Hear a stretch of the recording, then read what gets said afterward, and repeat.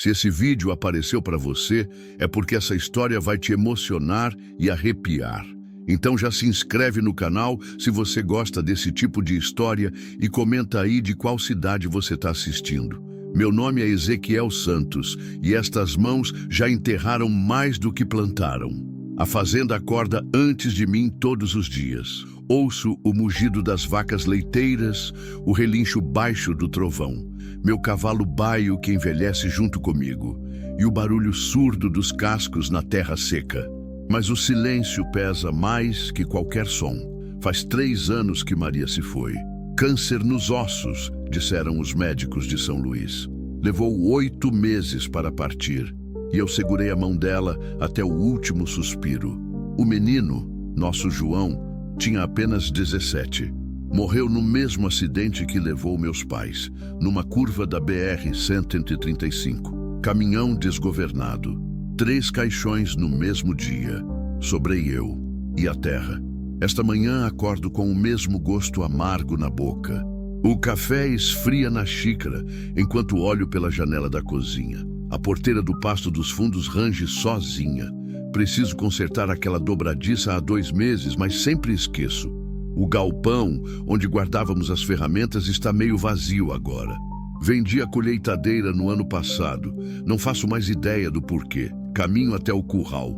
As vacas me olham com aquela paciência mansa de quem conhece a rotina.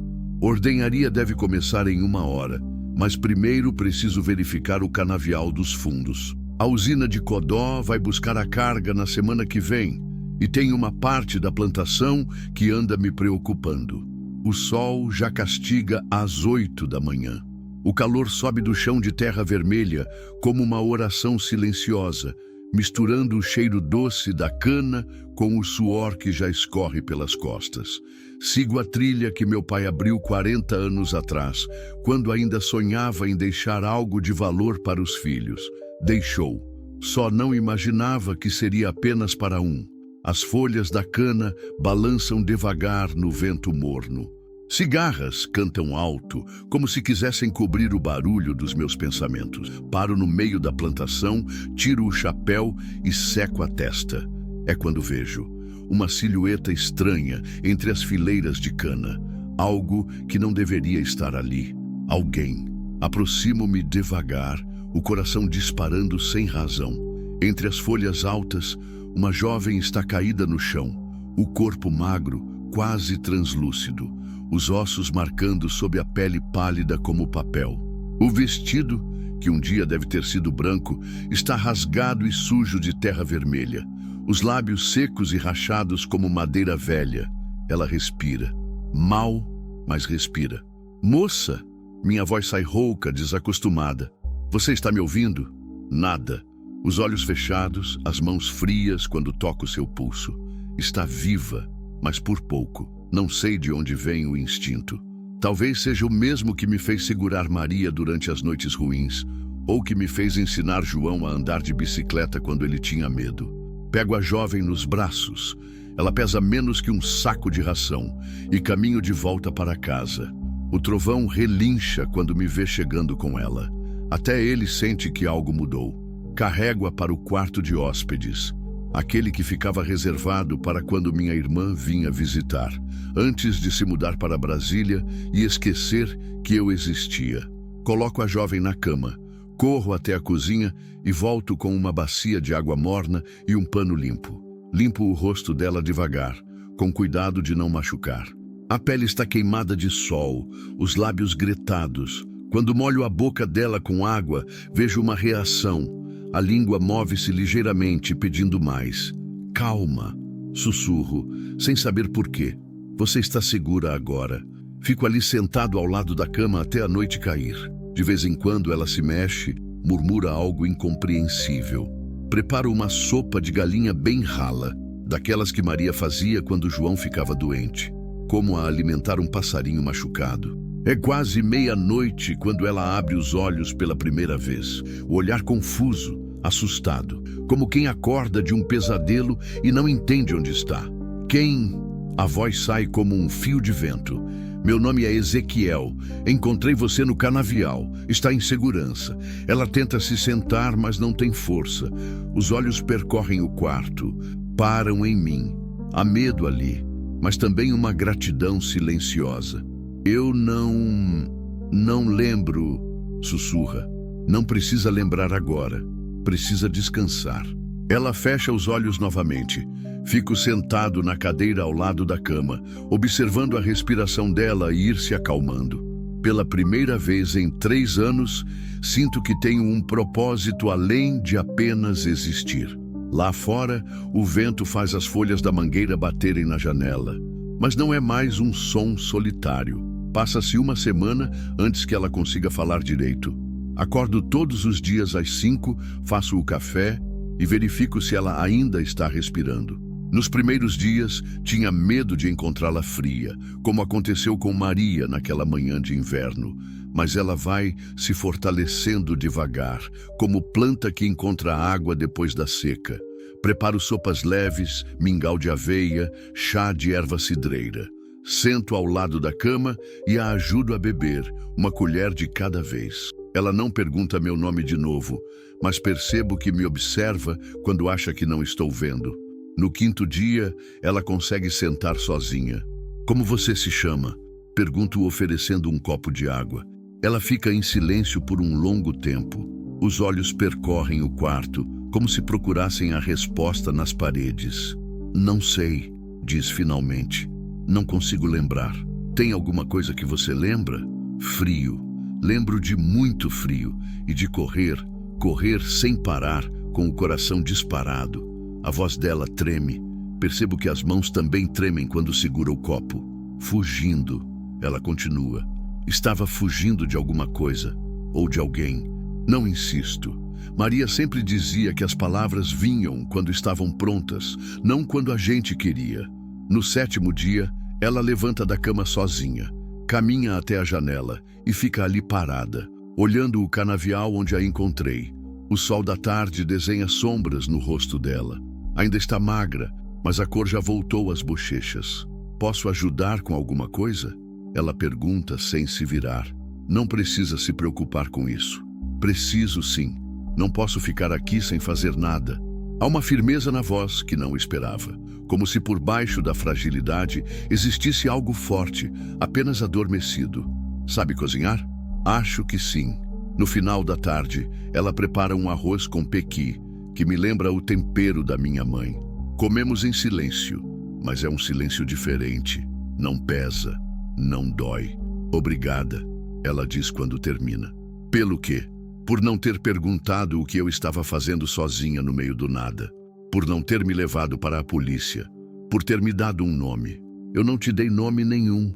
Deu sim, quando disse que eu estava segura. Ninguém está seguro sem um nome. Fico pensando nisso depois que ela vai dormir.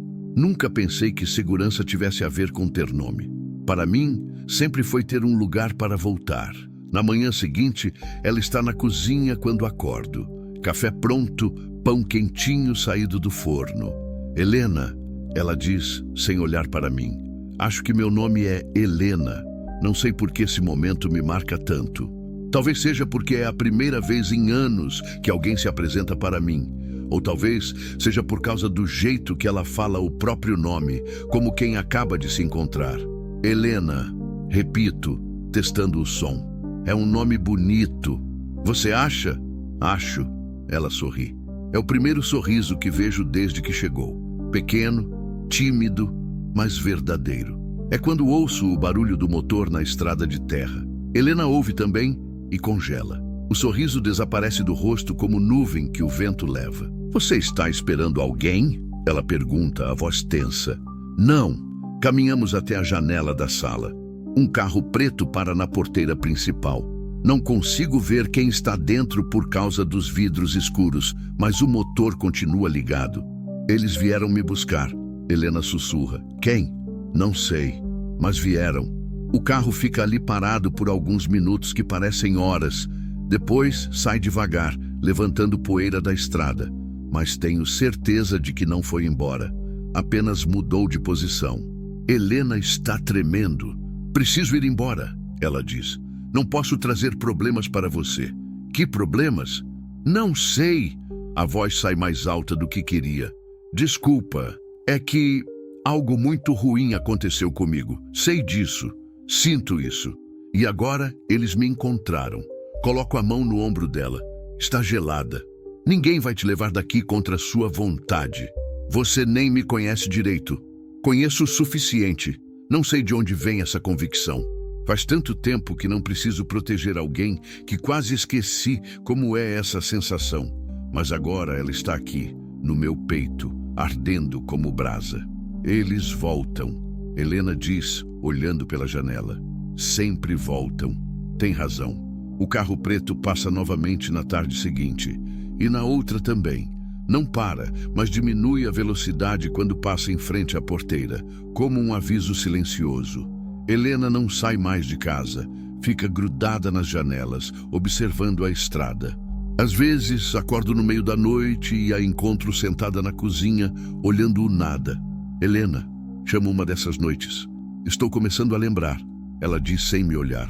E tenho medo do que vou encontrar. As memórias voltam aos pedaços, como cacos de vidro que se juntam devagar. Helena acorda gritando na segunda semana.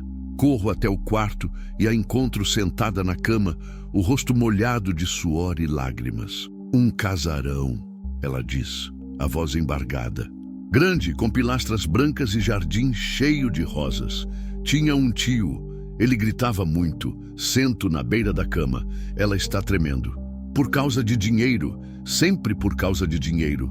Papai morreu e deixou algo importante. Documentos. Papéis que valiam muito. Que tipo de papéis? Não sei, mas o tio dizia que eram perigosos, que podiam destruir a família se caíssem em mãos erradas. Ela passa a mão pelo rosto, tentando afastar as imagens. Lembro de uma noite. Muitos homens de terno na sala. Conversas baixas, tensas. O tio me mandou para o quarto, mas eu escutei pela escada. Falavam de um dossiê, de contas em bancos estrangeiros, de gente importante que podia ser prejudicada. E você? Eu era um problema, a única herdeira legítima. Se encontrasse os documentos do papai, poderia usar contra eles. Helena levanta da cama e caminha até a janela. A lua cheia ilumina o canavial, transformando tudo em prata. Por isso fugi, ou tentei fugir. Lembro de uma noite de chuva, de pular o muro do jardim, de correr pela estrada sem saber para onde ir. E chegou até aqui. Acho que sim. Ela se vira para mim. Ezequiel, tem uma coisa que preciso te contar. O tom da voz me assusta.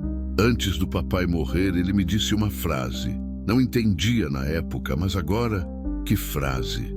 A terra guarda o sangue que construiu nossa história. Helena fecha os olhos. Acho que ele escondeu o dossiê na fazenda velha da família.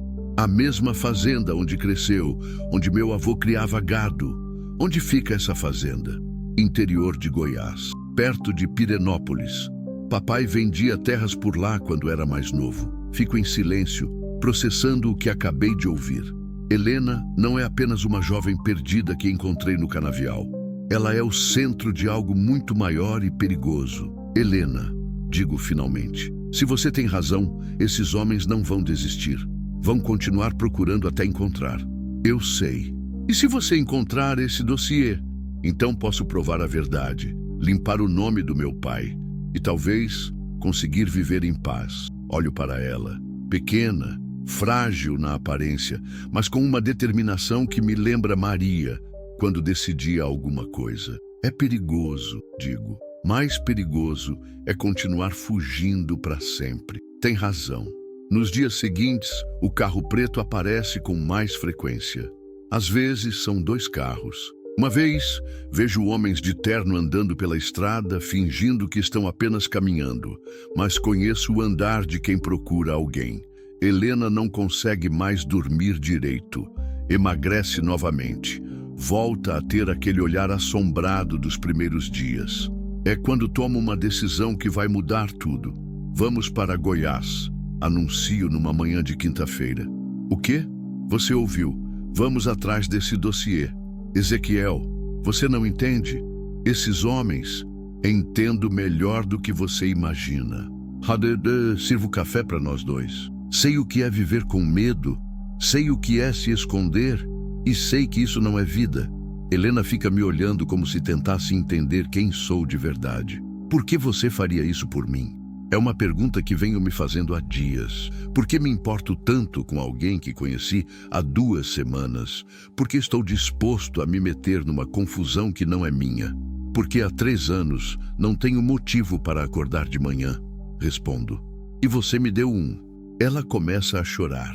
Não lágrimas de tristeza, mas de alívio, como quem estava se afogando e finalmente encontrou a mão que a puxa para a superfície. Quando partimos? Ela pergunta. Hoje à noite. Vamos sair depois da meia-noite pela Estrada dos Fundos. Deixar o carro preto pensando que ainda estamos aqui. Passamos o dia nos preparando. Coloco gasolina no Frontier. Verifico os pneus. Separo algum dinheiro. Helena prepara comida para a viagem. Trabalhamos em silêncio, mas é um silêncio de cumplicidade. À noite, quando a lua se esconde atrás das nuvens, carregamos a picape e partimos pela trilha que leva à estrada velha. No espelho retrovisor, vejo as luzes da fazenda se afastando. Não sei quando, ou se vou voltar. Ezequiel. Helena diz quando já estamos na BR-135. Diga, obrigada, por tudo. Ainda não terminamos. Não, mas você já me deu a coisa mais importante. Que coisa? Esperança. Dirijo a noite toda, Helena dormindo no banco ao lado. De vez em quando ela se mexe, murmura alguma coisa no sono. Mas não são mais pesadelos. Pela primeira vez desde que a encontrei, ela parece em paz. Paro num posto em Uruaçu para abastecer. Enquanto encho o tanque, vejo um carro preto parado do outro lado da pista. Não consigo ver as placas, mas meu estômago se contrai. Entramos na estrada rapidamente. No espelho retrovisor, o carro preto nos segue à distância. A caçada começou. Chegamos a Pirenópolis no meio da manhã, com o carro preto ainda nos seguindo como uma sombra distante. Onde fica a fazenda? Pergunto. Helena olha pela janela, reconhecendo as montanhas ao longe. Siga pela GO 431, 15 quilômetros após a cidade. Tem uma estrada de terra à direita, uma placa escrita Fazenda Boa Vista. A estrada de terra é pior do que as trilhas da minha propriedade. O Frontier balança tanto que preciso reduzir a velocidade. Helena segura na porta, tensa. No espelho retrovisor, não vejo mais o carro preto, mas isso não me tranquiliza. Significa que eles sabem onde estamos indo. O portão da fazenda Boa Vista está trancado com uma corrente enferrujada. Corto com o alicate que trouxe e entramos na propriedade abandonada. O casarão aparece no final de uma alameda de ipês secos. É imponente mesmo em ruínas. 2 andares, pilastras brancas descascando, janelas fechadas com tábuas.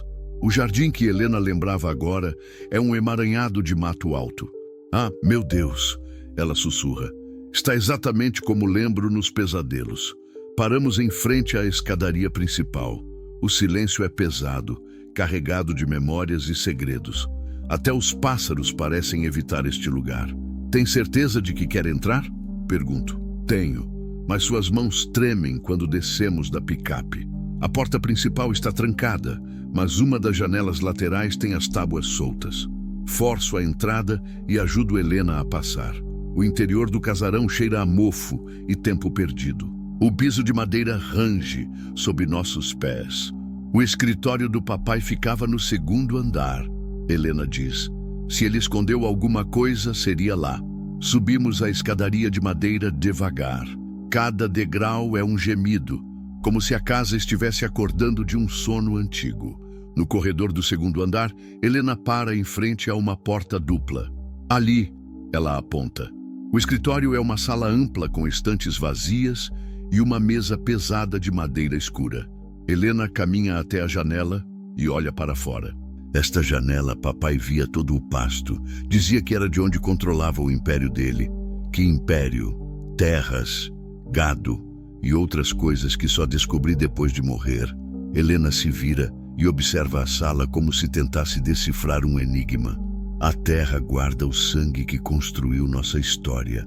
Ela repete a frase do pai. Ele não estava falando da propriedade, estava falando desta sala. Começo a examinar as paredes. Atrás de uma das estantes, encontro uma diferença na cor do reboco, como se tivessem tampado alguma abertura. Helena, ajude-me aqui. Empurramos a estante para o lado. Na parede, há uma porta pequena e baixa, quase imperceptível. A fechadura é antiga, mas a chave está no trinco. O porão, Helena sussurra. Papai sempre dizia que era perigoso descer lá, que tinha mofo e ratos. Abrimos a porta. Uma escadaria estreita desce para a escuridão. O cheiro que sobe é de terra úmida e segredos guardados. Uso a lanterna do celular para iluminar o caminho. Descemos devagar, Helena segurando meu braço. O porão é maior do que esperava. Uma sala retangular com paredes de pedra e teto baixo. No fundo, há uma cômoda antiga de madeira com o brasão da família entalhado na frente. É aqui, Helena diz. Tem que ser aqui. A cômoda está pesada, mas conseguimos afastá-la da parede. Atrás dela, um nicho cavado na pedra. Dentro, uma pasta de couro preto com o mesmo brasão da cômoda. Helena pega a pasta com as mãos tremendo. Abre devagar, como quem manuseia algo sagrado. Documentos. Muitos documentos, extratos bancários, contratos, fotografias, uma lista de nomes que reconheço dos jornais. Meu Deus, ela sussurra, folheando os papéis. Papai documentou tudo, cada propina, cada conta ilegal, cada político que recebia dinheiro. Uma carta está grampeada na parte interna da pasta. Helena a lê em voz alta. Filha, se você está lendo isto, significa que o pior aconteceu. Esta pasta contém provas de corrupção envolvendo pessoas muito poderosas. Usei esse conhecimento para proteger nossa família, mas pode ser que um dia precisem ser usados para destruir os mesmos homens que nos ajudaram. A verdade pode destruir nosso nome, mas vai salvar sua alma. Ame sempre, papai. Helena fecha a pasta, os olhos marejados. Agora entendo por que o tio queria me encontrar. Com isso aqui, posso acabar com a vida de muita gente importante. O que você vai fazer? O que precisa ser feito? É quando ouço o barulho de motores lá em cima. Alguém chegou, sussurro. Subimos correndo. Pela janela do escritório vejo 3 carros pretos parados em frente ao casarão. Homens de terno saem dos veículos. Um deles fala ao celular. Nos encontraram, Helena diz. Como? Não importa. O que importa é sair daqui, mas já é tarde. Ouço passos na escadaria principal.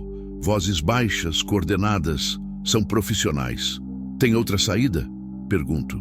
A escada dos fundos leva à cozinha. Descemos pelo porão novamente, Helena segurando a pasta contra o peito. No fundo da sala, encontro uma porta pequena que leva a um corredor estreito. Deve ser a ligação com a cozinha que ela mencionou. Saímos nos fundos do casarão no momento em que os homens invadem pela frente. Corremos agachados até a picape, usando as árvores como proteção. O motor pega na primeira tentativa. Acelero pela alameda de ipês, levantando poeira, com os gritos dos homens ecoando atrás de nós. Na estrada de terra, vejo pelo espelho retrovisor que nos seguem. 3 carros pretos, cada vez mais próximos. Ezequiel! Eles vão nos alcançar, Helena grita. Não vão. Conheço estas estradas rurais melhor do que eles. Viro numa trilha secundária que leva a uma fazenda vizinha. A picape aguenta o terreno acidentado, mas os sedãs dos nossos perseguidores não conseguem manter a velocidade. Quando chegamos à fazenda vizinha, peço para usar o telefone. Ligo para um número que Helena me dá. Um advogado da família que sempre foi honesto, segundo ela. Dr. Malaquias, é Helena Carvalho. Preciso de sua ajuda. Urgente. A conversa é rápida. Ele conhece a história, sabe dos perigos. Promete acionar contatos no Ministério Público e na Polícia Federal. Levem tudo para Brasília. Ele orienta. Tenho um amigo promotor. Com essas provas, podem iniciar uma operação hoje mesmo. Partimos para Brasília com a pasta dos segredos no banco de trás e a certeza de que nossa vida mudou para sempre. Helena segura minha mão durante toda a viagem, em silêncio. No caminho, paramos numa cidade pequena para almoçar. Enquanto Helena está no banheiro, vejo as notícias na televisão do restaurante. A operação já começou. Prisões em São Paulo, Rio, Brasília. Nomes importantes sendo levados algemados. A pasta que encontramos no porão de um casarão abandonado está balançando o país inteiro. Helena volta e vê meu rosto. Aconteceu alguma coisa? Aponto para a televisão. Ela vê as imagens e cobre a boca com a mão. Conseguimos, ela sussurra. Realmente conseguimos, mas nossa alegria dura pouco. Do lado de fora do restaurante, um carro preto para na esquina. A caçada ainda não terminou. Saímos do restaurante pela porta dos fundos, mas já é tarde. 3 homens nos esperam no estacionamento. Um deles, careca e com cicatriz no pescoço, aponta uma pistola na nossa direção. A pasta, ele diz, a voz calma demais. E ninguém se machuca.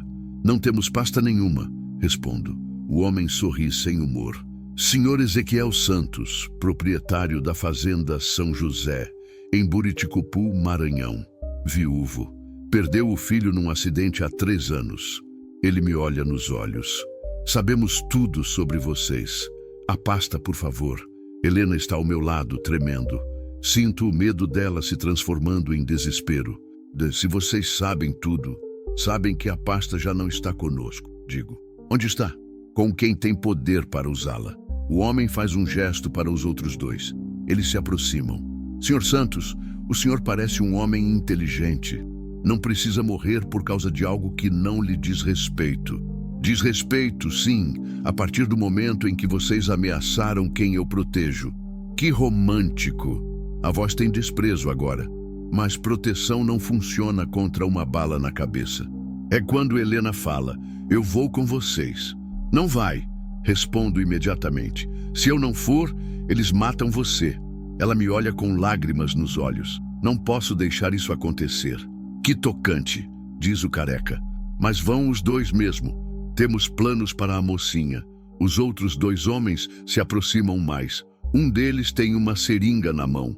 Só um sedativo leve, explica o careca, para facilitar a viagem. Olho em volta procurando uma saída. O estacionamento está vazio, o restaurante longe demais. Mesmo que gritasse, eles nos matariam antes de alguém chegar. Helena, sussurro. Quando eu disser agora, você corre para o restaurante gritando. Não vou deixar você. Vai sim. E vai usar aquela pasta para acabar com esses filhos da puta. O homem com a seringa está a 2 metros de nós. Agora, empurro Helena para o lado e parto para cima do careca. Ele não espera por isso. A pistola está apontada para onde Helena estava um segundo antes. Acerto um soco na mandíbula dele e a arma cai no chão. Os outros 2 vêm para cima de mim. O primeiro leva uma joelhada no estômago e dobra. O segundo consegue me acertar com a seringa no braço, mas não o conteúdo todo. Sinto o sedativo começando a fazer efeito, mas ainda tenho força para dar uma cabeçada nele. O careca recuperou a pistola.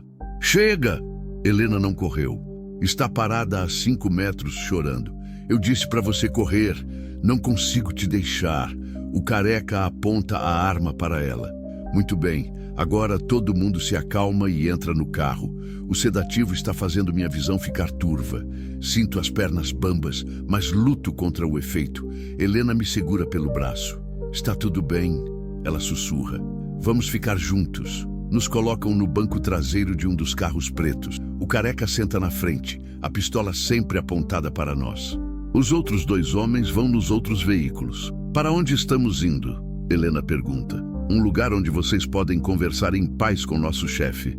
Viajamos por 2 horas.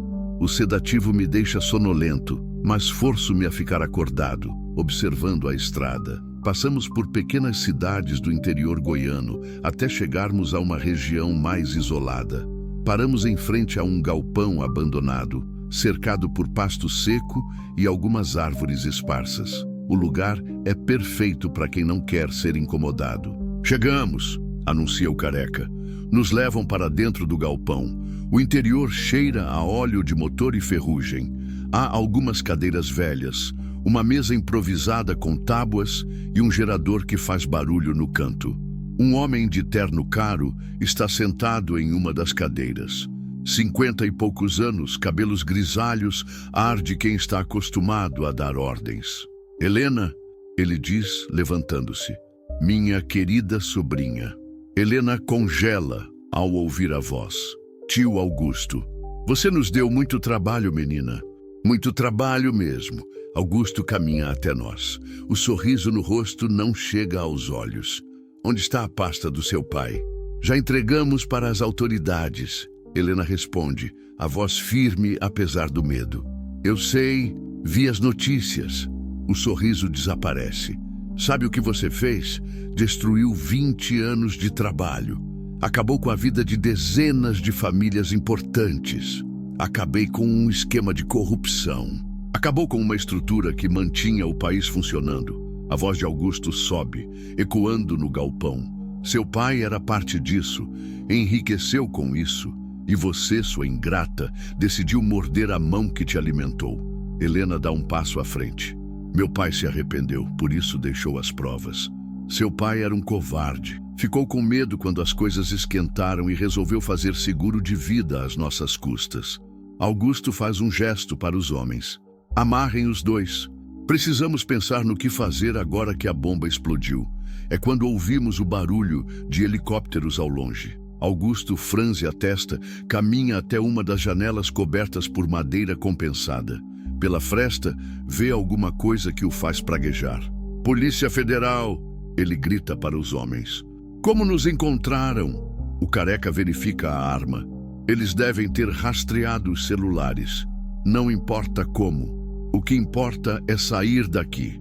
Os helicópteros estão mais próximos agora.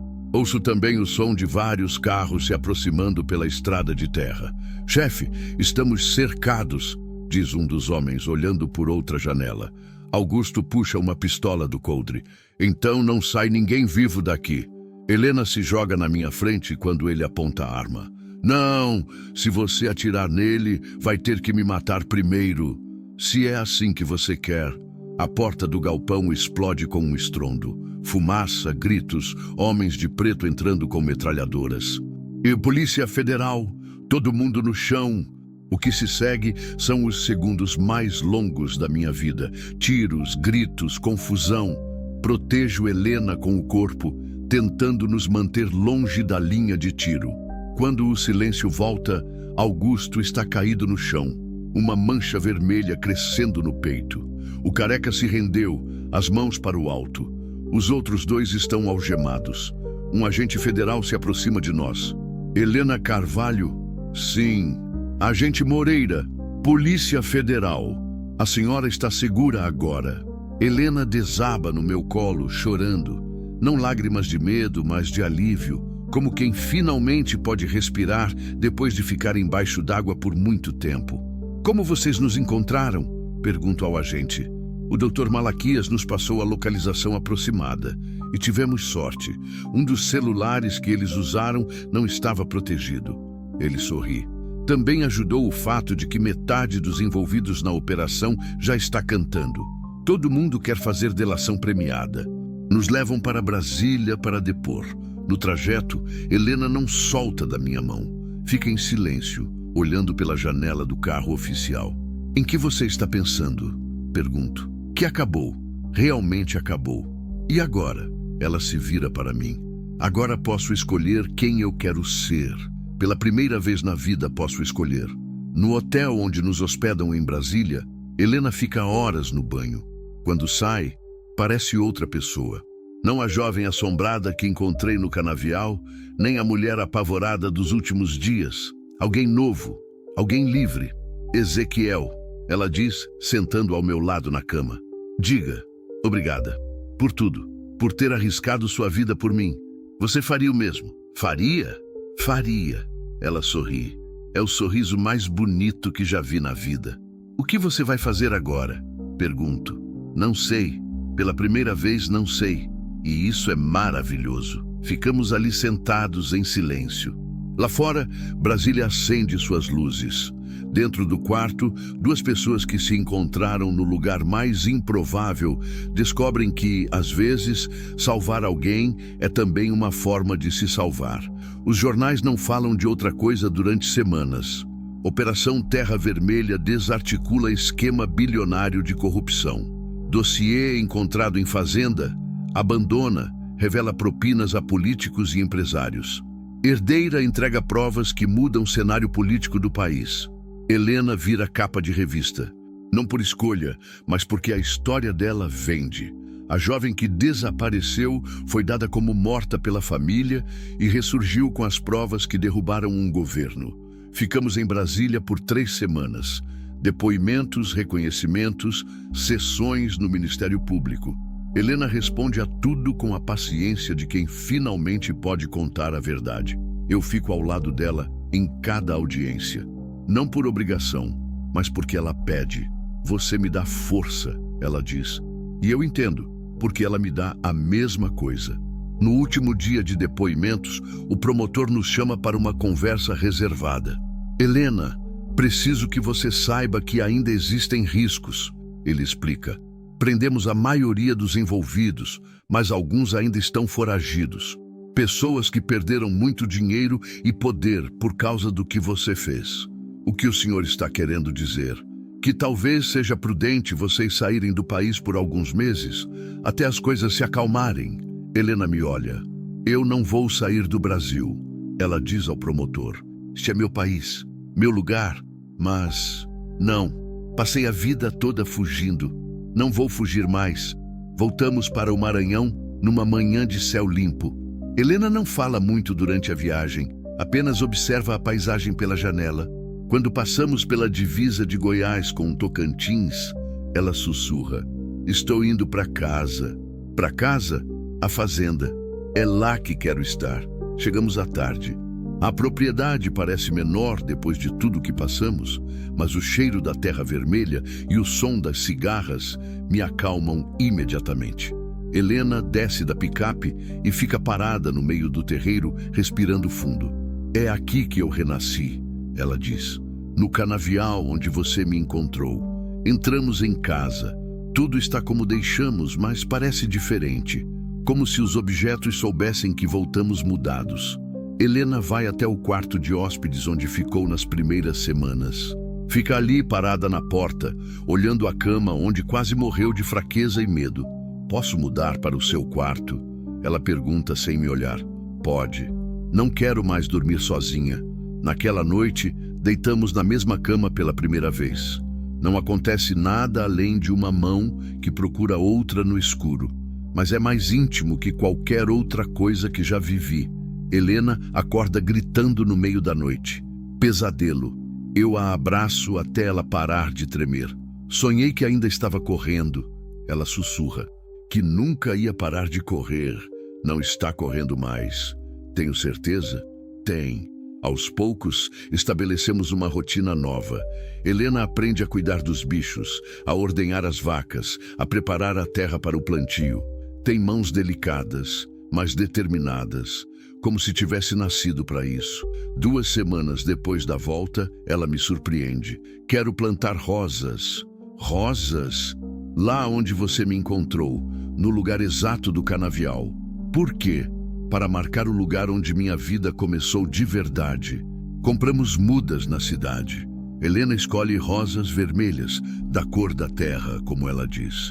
Plantamos juntos numa tarde quente, as mãos sujas de barro, o suor misturando com o perfume das flores. Ezequiel, ela diz quando terminamos. Diga, eu te amo. São as 3 palavras mais simples e mais importantes que já ouvi. Não respondo com palavras. Respondo beijando-a ali mesmo, no meio do terreiro, com o cheiro das rosas e o gosto da terra vermelha. Naquela noite fazemos amor pela primeira vez. Devagar, como quem tem medo de acordar de um sonho bom, Helena chora depois, mas são lágrimas de felicidade. Nunca pensei que fosse possível ser tão feliz, ela sussurra. Também não. Dormimos abraçados e pela primeira vez em anos não tenho pesadelos com Maria e João. Não porque os esqueci, mas porque entendi que é possível carregar o amor pelos mortos sem deixar que ele impeça o amor pelos vivos. Mas a felicidade, descobrimos, é uma planta delicada. E tempestades chegam quando menos esperamos. 3 meses depois da volta, Helena recebe uma ligação que muda tudo. Alô? Ela atende, mas eu vejo a cor sumindo do rosto dela. Quem é? Sussurro. Ela desliga o telefone com a mão tremendo. Era ele, o tio Augusto. Mas ele morreu. Eu vi. Não era ele. Era a voz dele. Helena senta na cadeira da cozinha, as pernas bambas. Alguém imitando a voz dele. O que a pessoa disse? Que a festa acabou. Que agora é hora de pagar a conta. Naquela mesma noite, nossas vacas aparecem mortas no pasto. Todas as 15, envenenadas. No dia seguinte, alguém incendeia o galpão dos equipamentos. No terceiro dia, encontramos uma boneca enforcada, pendurada na mangueira do terreiro. Eles querem que eu vá embora, Helena diz. Não vai. Ezequiel, olha o que estão fazendo, destruindo tudo que você construiu por minha causa. E daí? São só coisas. Bichos a gente compra outros. Galpão a gente constrói outro. E se matarem você? É a primeira vez que vejo Helena chorar de medo desde que voltamos. Não vão matar. Como você sabe? Porque não vou deixar. Naquela noite, fico acordado de guarda, a espingarda do meu pai no colo. Helena dorme inquieta, se mexendo muito. De manhã, encontro pegadas estranhas ao redor da casa.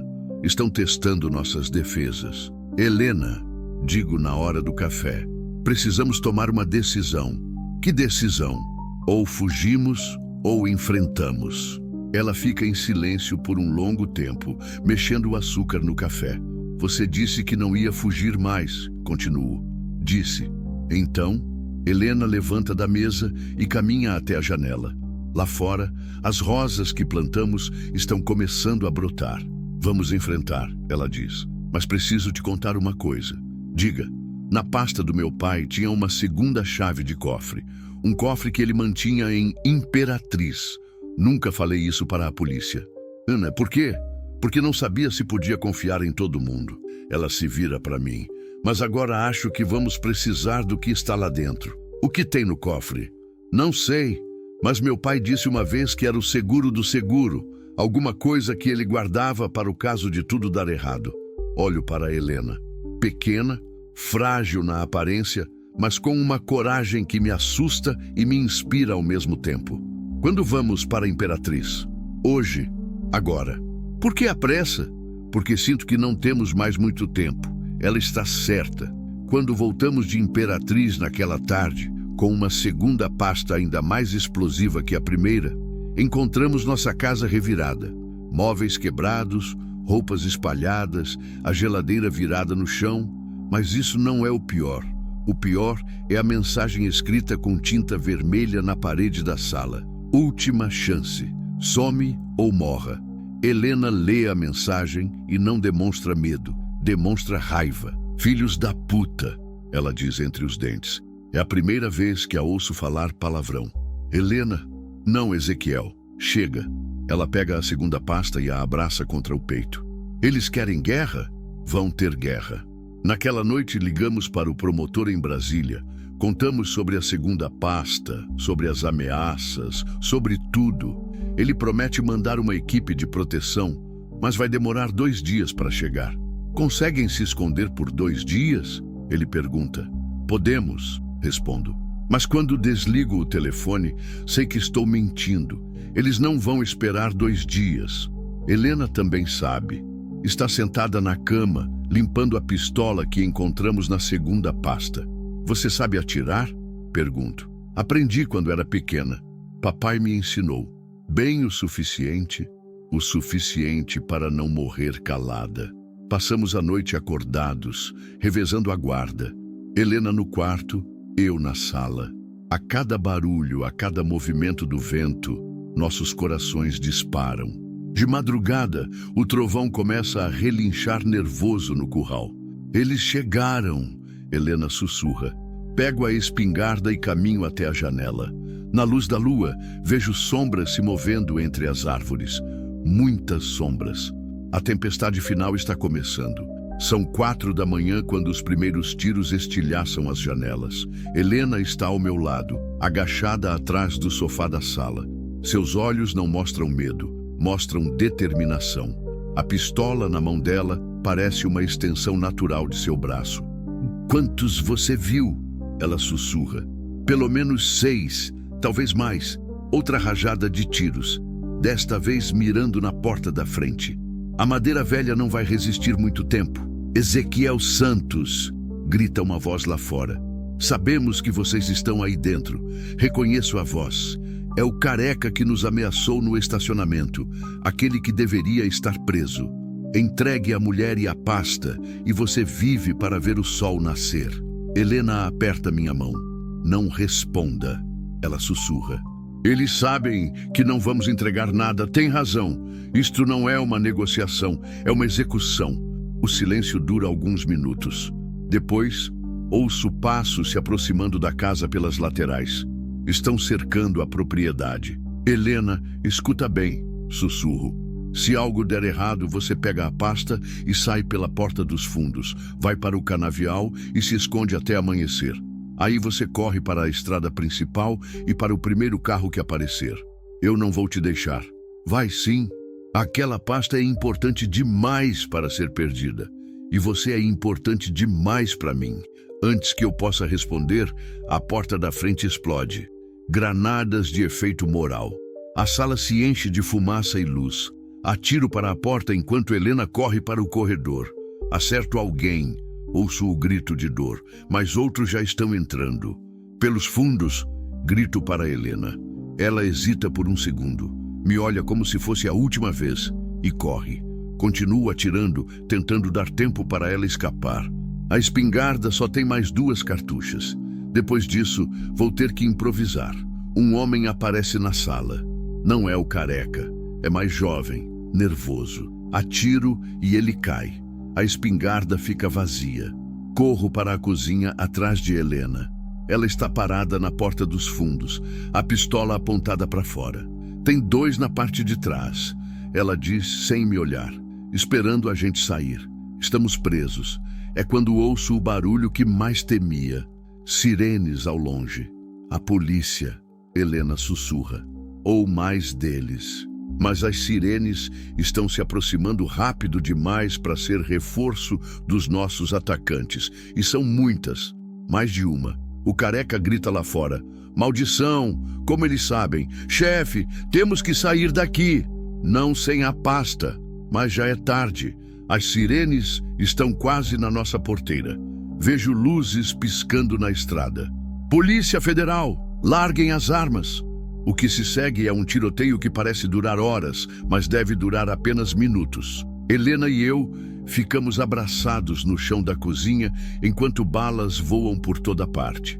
Quando o silêncio volta, ouço uma voz conhecida. "Senhor Santos? Senhora Helena? Sou o agente Moreira. Vocês estão bem?" Saímos da casa com as mãos para o alto, até ele nos reconhecer. Helena ainda segura a pasta contra o peito. "Como vocês chegaram tão rápido?" pergunto. Estávamos monitorando as comunicações deles há semanas. Quando interceptamos a ordem para eliminá-los, viemos correndo. Olho ao redor. 3 homens mortos no terreiro, 2 presos, algemados. O careca está entre os mortos. "Acabou?" Helena pergunta. "Desta vez, sim," responde o agente. "Pegamos a última célula. Não sobrou ninguém com poder ou dinheiro suficiente para continuar perseguindo vocês." Helena desaba no meu colo chorando, mas não são lágrimas de medo, são lágrimas de alívio, como quem finalmente pode respirar depois de ficar em apneia por meses, 2 anos depois. O casamento acontece numa tarde de setembro, quando o calor do Maranhão dá uma trégua e a brisa traz o cheiro das rosas que Helena plantou. É uma cerimônia simples. O padre da cidade, alguns vizinhos, o doutor Malaquias, que veio de Goiás especialmente para isso, e o agente Moreira, que se tornou um amigo. Helena usa um vestido branco simples que comprou em Imperatriz. Eu, o terno que usei no casamento com Maria. Ela disse que Maria ficaria feliz em saber que o terno foi usado para celebrar o amor de novo. Você aceita Helena como sua esposa? Pergunta o padre. Aceito. E você, Helena, aceita Ezequiel como seu esposo? Aceito. São duas palavras pequenas que mudam tudo. Quando nos beijamos, ouço o relincho do trovão no curral. Até ele parece celebrar. A festa é no terreiro mesmo. Helena preparou comida para uma semana, os vizinhos trouxeram cerveja e cachaça e alguém apareceu com um sanfoneiro que toca até a madrugada. Feliz? Pergunto para Helena quando estamos dançando. Mais do que imaginei ser possível. Mesmo tendo perdido toda aquela herança, Ezequiel, eu ganhei algo muito mais valioso. O quê? Uma vida escolhida por mim? Tem razão. Helena doou todo o dinheiro recuperado na operação para instituições de caridade. Dinheiro sujo não constrói felicidade limpa, ela disse. E eu concordei. Com o dinheiro que sobrou da venda das minhas terras em Buriticupu, compramos um sítio pequeno perto de Imperatriz. 10 alqueires de terra boa, uma casa simples, um curral para umas 20 cabeças de gado. É suficiente, é perfeito. Helena aprendeu a ordenhar vaca, a fazer queijo, a acordar de madrugada para verificar as parideiras. Tem mãos de fazendeira agora, calejadas, fortes, mas ainda delicadas quando me tocam. Eu aprendi a sorrir de novo, a planejar o futuro, a sonhar com coisas simples, uma colheita boa, um bezerro nascendo saudável, uma tarde de chuva com Helena no meu colo. 6 meses depois do casamento, ela me dá a notícia numa manhã de café. Ezequiel, diga, você vai ser pai. Fico parado, o café quente esquecido na mão. Depois de tantos anos de morte e perda, a vida decide me dar o presente mais impossível. Tem certeza? Absoluta. Levanto da cadeira e a beijo. Duas mãos encontram meu rosto e sinto lágrimas, não sei se minhas ou dela. Como vai se chamar? Pergunto. Se for menino, João, como seu primeiro filho. E se for menina? Maria, como sua primeira esposa. É impossível não chorar quando ela diz isso. Helena entende que o amor não se divide, se multiplica, que honrar os mortos não impede de viver com os vivos. O filho nasce numa madrugada de março, quando a chuva tamborila no telhado de zinco e o cheiro de terra molhada invade a casa. É um menino, forte, saudável, com os olhos da mãe e o temperamento calmo do pai, João Santos Silva. Quando o coloco no colo pela primeira vez, sinto que o ciclo se fechou, que tudo o que aconteceu, a morte, a solidão, o encontro no canavial, a fuga, o medo, a luta, foi para chegar a este momento. 3 anos depois, nasce Maria, pequena, risonha, com cachinhos castanhos e a determinação da mãe. Helena ri e diz que a filha vai dar mais trabalho que o filho. Ela está certa. Hoje, quando olho pela janela da cozinha, vejo João brincando com os bezerros no curral e Maria tentando imitar o irmão. Helena está no quintal, colhendo tomates para o almoço, cantarolando uma música que não reconheço. O trovão morreu no ano passado, de velhice. Enterramos embaixo da mangueira, onde ele gostava de se esconder do sol. Helena chorou como se fosse família, e era. As rosas que plantamos no lugar onde a encontrei viraram um jardim. Todo ano nascem mais, vermelhas como a terra, perfumadas como uma oração. Às vezes, visitantes aparecem, jornalistas querendo entrevistar a mulher que derrubou um governo. Helena sempre recusa. Minha história não é mais sobre o passado, ela diz. É sobre o presente. E ela tem razão. O passado é importante porque nos trouxe até aqui, mas o presente é onde vivemos. E o futuro é onde nossos filhos vão crescer. Quando João faz 5 anos, ele pergunta: Papai, como você conheceu a mamãe? Encontrei ela perdida no meio do mato. Respondo: E aí? Aí trouxe ela para casa. Ela era triste? Muito. E agora? Olho para Helena brincando de boneca com Maria no quintal. Agora ela é a pessoa mais feliz que conheço. E você, papai? Eu também. João pensa um pouco. Então foi bom ela ter se perdido. Foi, filho. Às vezes a gente precisa se perder para se encontrar. Naquela noite, depois de colocar as crianças para dormir, Helena e eu ficamos sentados na varanda, olhando as estrelas. Em que você está pensando? Ela pergunta. Em como a vida é estranha. Se eu não tivesse ido verificar o canavial naquela tarde, mas foi. Se você não tivesse fugido da sua família, mas fugi. Se não tivéssemos encontrado a pasta, Ezequiel. Helena pega minha mão. Para de pensar no si. Pensa no que temos agora. Ela está certa, como sempre. O que temos agora é um sítio pequeno, mas próspero. 2 crianças saudáveis dormindo no quarto ao lado. Uma mulher que me ama de uma forma que achei que nunca mais seria possível. O que temos agora é uma segunda chance. E isso, descobri, vale mais que qualquer herança, qualquer fortuna, qualquer outro tipo de riqueza que existe no mundo. Antes de dormir, caminho até o quarto das crianças. João dorme abraçado com um ursinho de pelúcia. Maria chupa o dedo, os cachinhos espalhados no travesseiro. Volto para o quarto onde Helena já está deitada, lendo um livro. Boa noite, ela diz, fechando o livro. Boa noite. Apago a luz e me deito ao lado dela. Seus braços me encontram no escuro, como sempre acontece. Helena? Te amo. Também te amo. Lá fora, o vento balança as folhas da mangueira nova que plantamos onde o trovão está enterrado. É um som manso, como uma canção de ninar. Não tenho mais pesadelos. Não acordo mais no meio da noite procurando por fantasmas. Durmo o sono profundo de quem fez as pazes com o passado e construiu um futuro com as próprias mãos. E quando acordo, sempre há café quentinho na cozinha, crianças rindo no quintal e uma mulher que me olha como se eu fosse o homem mais importante do mundo. Porque para ela, eu sou. E ela, para mim, é tudo que sempre procurei sem saber que estava procurando.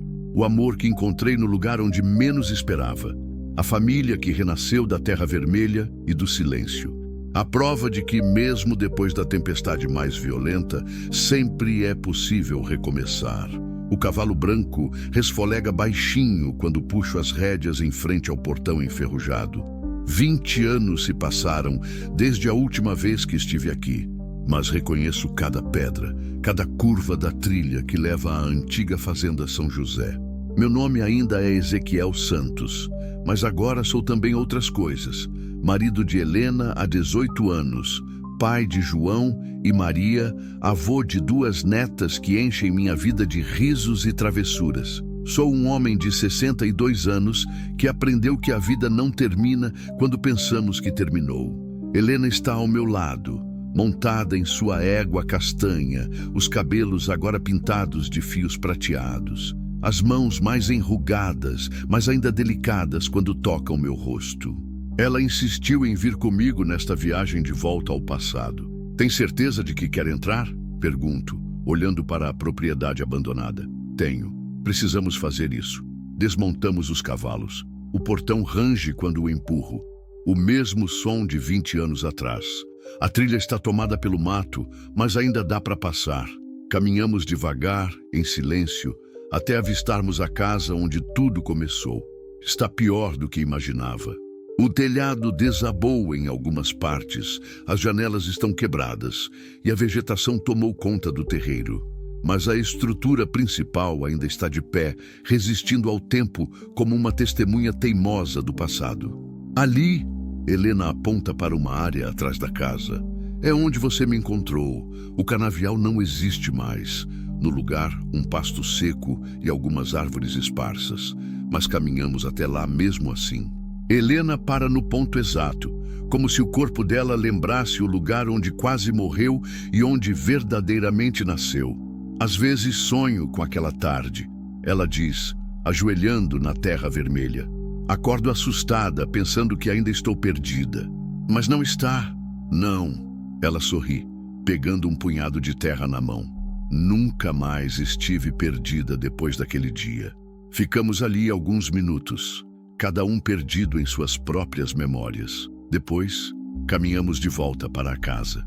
Entro pela porta da frente, a mesma que foi destruída na noite do tiroteio e reconstruída pelo novo dono que comprou a propriedade e depois a abandonou. A cozinha onde Helena preparou seu primeiro café está vazia, mas ainda posso sentir o cheiro fantasma daquela manhã. O quarto onde ela dormiu durante as primeiras semanas é só um cômodo empoeirado agora, mas para mim será sempre o lugar onde assisti uma mulher renascer dia após dia. Por que você quis voltar? Helena pergunta encostada no batente da porta. Porque preciso contar para eles. Para quem? Para Maria e João. Para nossos filhos. Helena franze a testa. Eles sabem da história. Sabem a versão resumida. A versão para crianças. Caminho até a janela da sala, a mesma onde observamos o primeiro carro preto. Mas agora que são adultos, que João tem 22 anos e Maria 20, acho que merecem saber a verdade completa. E por que aqui? Porque esta casa é parte da história deles. Se não fosse por este lugar, eles não existiriam. Helena vem até mim e pega minha mão. Os dedos dela encontram os meus com a naturalidade de quem fez esse gesto milhares de vezes nos últimos 20 anos. Você tem certeza de que quer reviver tudo isso? Helena, passei muito tempo da minha vida correndo dos fantasmas do passado. Não quero que nossos filhos façam o mesmo. Quero que eles saibam de onde viemos. Quero que entendam que as cicatrizes podem virar força, que o amor pode nascer da dor, que é possível recomeçar quantas vezes for necessário. Ela fica em silêncio por um momento, olhando ao redor da sala destruída. Então vamos contar, ela diz finalmente, mas não aqui. Onde? Em casa, na nossa casa de verdade, com eles sentados à mesa da cozinha, como sempre fizemos para as conversas importantes. Tem razão, esta casa é passado, nossa casa em Imperatriz é presente e futuro. Saímos da propriedade na hora em que o sol começa a se pôr. A luz dourada da tarde pinta tudo de nostalgia, mas não é uma nostalgia dolorosa. É o tipo de saudade que aquece o peito em vez de apertar a garganta. Na cavalgada de volta, Helena adormece recostada em mim, embalada pelo passo lento da égua. Olho para ela enquanto guio os 2 cavalos pelas rédeas e ainda me surpreendo com a sorte absurda que tive. Quantos homens conseguem uma segunda chance de amar assim? Quantos encontram alguém que os complete de uma forma tão perfeita? Chegamos em casa no final da tarde, quando as primeiras estrelas começam a aparecer. Cuidamos dos cavalos primeiro. Uma lição que aprendi desde criança. Sempre cuidar dos animais antes de si mesmo. Depois, seguimos para casa. Nossa casa.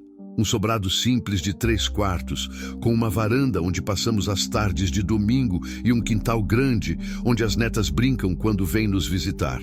João está na cozinha quando entramos, mexendo numa panela de feijão. Nosso filho se tornou um homem bonito, forte como o pai, mas com a sensibilidade da mãe.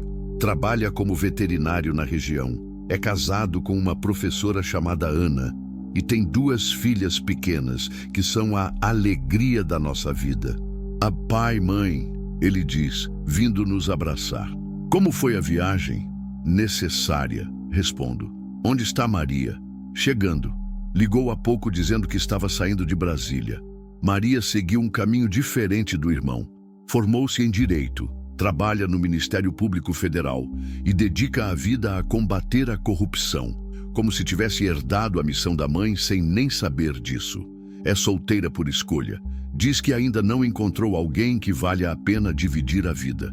Ela chega meia hora depois, ainda vestida com o terno escuro do trabalho, mas com um sorriso largo que me lembra Helena aos 25 anos. Pai, ela me abraça forte. Senti sua falta. Também senti a sua, filha. Jantamos os 4 na mesa da cozinha, como fazíamos quando eles eram pequenos. João conta sobre o trabalho, Maria reclama de um caso difícil que está investigando, Helena serve mais arroz para todo mundo mesmo quando dizemos que não queremos mais. É depois do café que chego ao ponto. Filhos, precisamos conversar sobre uma coisa importante. Maria e João trocam olhares. Devem estar pensando que vou falar de doença, de testamento, dessas coisas que pais de 60 anos conversam com filhos adultos. Vocês conhecem a história de como conheci sua mãe? Começo. Sabem que a encontrei perdida, que cuidei dela até se recuperar, que nos apaixonamos e construímos uma família. Mas nunca contei os detalhes. Nunca expliquei o porquê de ela estar perdida, o que aconteceu antes e durante nosso relacionamento. Pai, João interrompe. Você não precisa contar nada que não queira. Preciso sim. Vocês são adultos agora. Merecem saber a verdade completa sobre sua origem. Helena pega minha mão por baixo da mesa, um gesto de apoio que me dá força para continuar. E então conto tudo. Conto sobre a solidão que me consumia depois da morte de Maria e do primeiro João. Sobre a tarde em que encontrei Helena desfalecida no canavial, mais morta que viva. Sobre as primeiras semanas de recuperação, quando ela não lembrava nem do próprio nome. Conto sobre os carros pretos que começaram a rondar a propriedade. Sobre as memórias fragmentadas que voltavam aos poucos. Sobre a descoberta de que Helena era a herdeira de uma fortuna construída com sangue e corrupção. Maria para de mexer o açúcar no café quando chego na parte do dossiê encontrado no casarão em Goiás. Seus olhos brilham com o interesse profissional de quem trabalha investigando crimes semelhantes. A Operação Terra Vermelha, ela sussurra. Eu estudei esse caso na faculdade. Foi uma das maiores operações contra a corrupção da história do país. Sua mãe foi quem entregou as provas. Digo com orgulho. João olha para Helena com admiração nova. Mãe, você nunca contou isso. Era passado, Helena responde. Não gosto de viver no passado. Continua a narrativa. Conto sobre o sequestro, sobre o confronto no galpão abandonado, sobre os tiros que quase nos mataram na madrugada de Buriticupu, sobre o medo que vivemos durante meses, sobre a sensação de estar sendo caçados. E conto sobre a decisão que tomamos depois de tudo acabar, recomeçar do zero, construir uma vida simples e honesta, longe dos holofotes e do dinheiro sujo. Por isso vocês sempre viveram modestamente? Maria pergunta. Mesmo podendo ter muito mais? Dinheiro sujo não traz felicidade limpa. Helena repete a frase que usou 20 anos atrás. Mas vocês poderiam ter ficado com a parte legal da herança, insiste Maria. E deixar que o passado envenenasse nosso presente? Balanço a cabeça. Não valia a pena. Tínhamos algo mais valioso que qualquer fortuna. O quê? João pergunta. Paz de espírito. E vocês dois? O silêncio que se segue não é desconfortável, é reflexivo. Posso ver meus filhos processando tudo o que acabaram de ouvir, encaixando as peças de um quebra-cabeças que nunca souberam que existia. Pai, Maria fala finalmente, por que você está contando isso agora? Porque vocês precisam saber de onde vieram. Precisam entender que toda família tem uma história, e a nossa inclui momentos muito escuros e muito luminosos. Olho para Helena, que sorri encorajadoramente. E porque quero que vocês saibam que é possível recomeçar. Sempre. Mesmo depois de perder tudo? João pergunta. Principalmente depois de perder tudo. Levanto da cadeira e caminho até a janela da cozinha. Lá fora, as roseiras que Helena plantou no quintal balançam na brisa noturna.